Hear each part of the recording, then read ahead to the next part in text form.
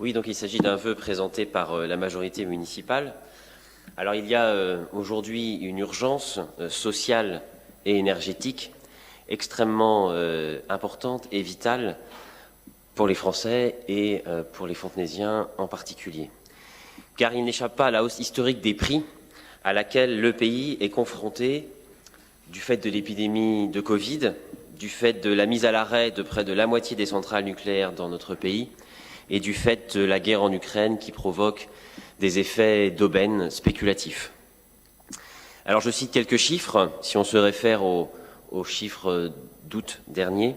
Le fioul augmente de plus 67%, le gazole de plus 25%, le gaz de plus 22%, l'essence de plus 11%, les billets de train de plus 12% et peut-être bientôt une hausse historique du pass Navigo jusqu'à plus 33% dans ce qui nous est annoncé.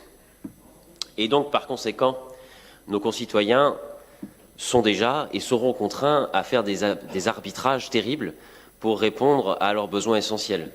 Se chauffer ou s'alimenter, se loger ou se déplacer. C'est inacceptable. C'est inacceptable parce qu'en face, il y a de grandes multinationales qui profitent de cette crise inflationniste pour réaliser des super profits. Alors, qui sont ces multinationales? Ce sont des compagnies pétrolières, des fournisseurs d'électricité, des concessionnaires d'autoroutes, des transporteurs maritimes. Beaucoup font partie du CAC 40, pas toutes. Et elles réalisent des dividendes records. Il n'y a jamais eu autant de dividendes accordés aux actionnaires du CAC 40, 44 milliards qu'en 2002.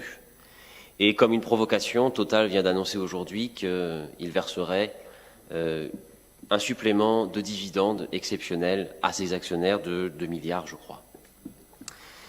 Alors ces profiteurs de crise sont nombreux en Île-de-France. Il y a Total, bien sûr, mais il y a aussi Engie, et on pourra en citer bien d'autres.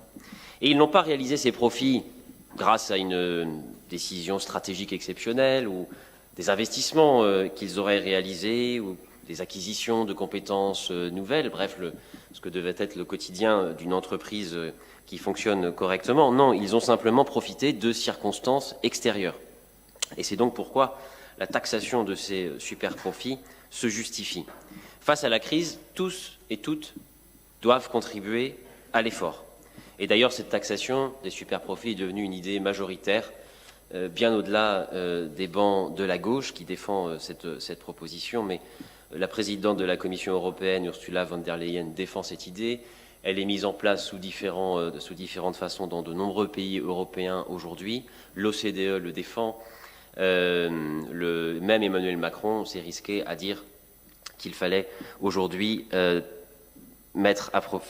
s'attaquer aux profiteurs de guerre.